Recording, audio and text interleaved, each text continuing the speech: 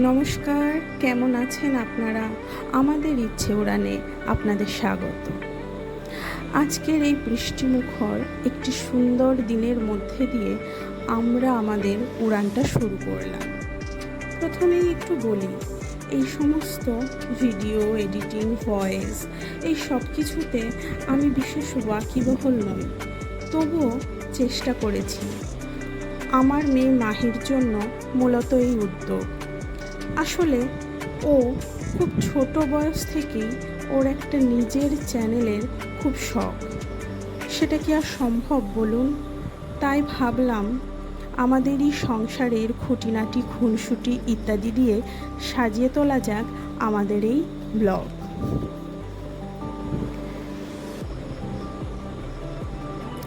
ইতিমধ্যে কথা বলতে বলতে সেরে ফেলেছি আমার দিনের সব থেকে গুরুত্বপূর্ণ কাজটি।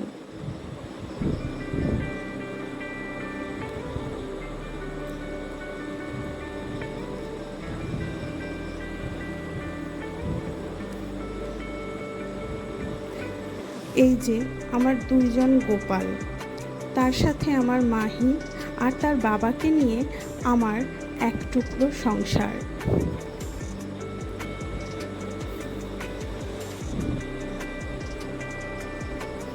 সকালে মেয়েকে জিজ্ঞাসা করতেই ও এক কথাতেই বলল, খিচুড়ি খাবো। খিচুড়ির সাথে কি বানাবো ভেবে না পেয়ে পেঁয়াজের পকোড়াই বানিয়ে ফেললাম।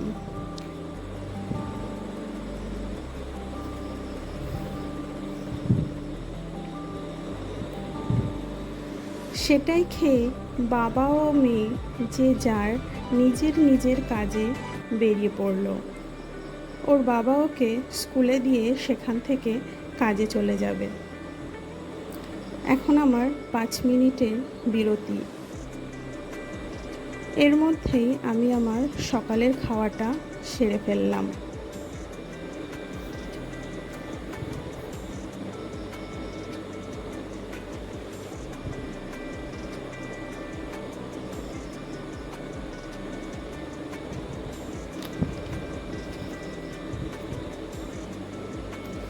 বেশি সময় নষ্ট না করে মূল রান্নায় চলে এলাম।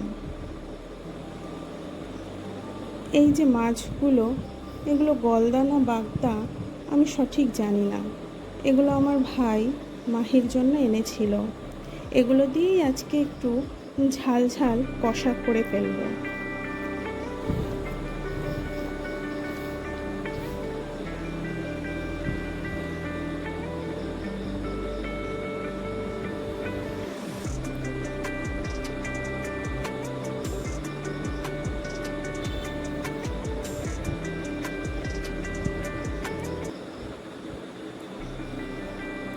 এই যে পাগুলো, এগুলো মাহির খুব পছন্দের।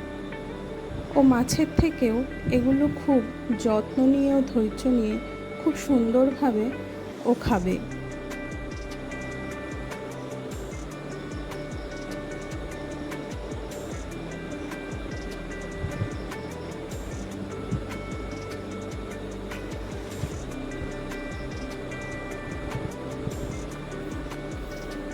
আর ওই যে দেখুন, আমার রান্নাঘরের জানলার ওপারে এক টুকরো সবুজের ক্যানভাস, যা রান্নার সময় আমাকে বিশেষ আরাম দেয়। মাছগুলোকে টুকরো টুকরো করে কেটে নিয়েছি, যাতে ওর মধ্যে ঝাল মশলা সমস্ত ঠিকঠাকভাবে ঢুকতে পারে। রান্নায় বিশেষ কিছু মশলার ব্যবহার করিনি, প্রতিদিনের ব্যবহৃত মশলাগুলোই ব্যবহার করেছি। পেঁয়াজ, রসুন, আদা, ধনে গুঁড়ো, জিরে গুঁড়ো ইত্যাদি। চটপট রান্নাটা সেরে ফেলতে হবে, কারণ মাহির স্কুলের সময়টা খুবই সংক্ষিপ্ত। রান্না করতে করতেই হয়তো ও ফিরে আসবে।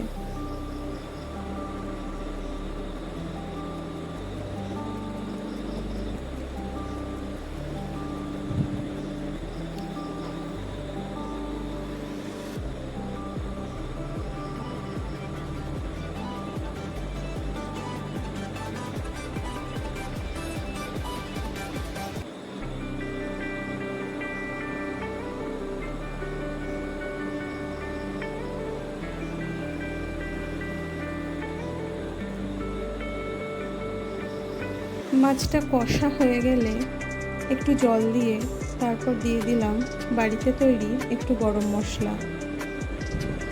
ব্যাস, রান্না তৈরি।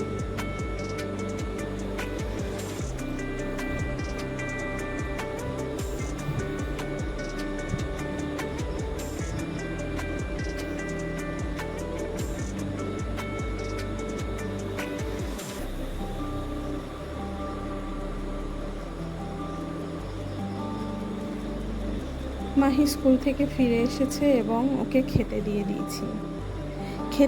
দিয়েছি ঠিকই, কিন্তু একটু পরেই আমাকে অথবা ওর বাবাকেই খাওয়াতে হবে।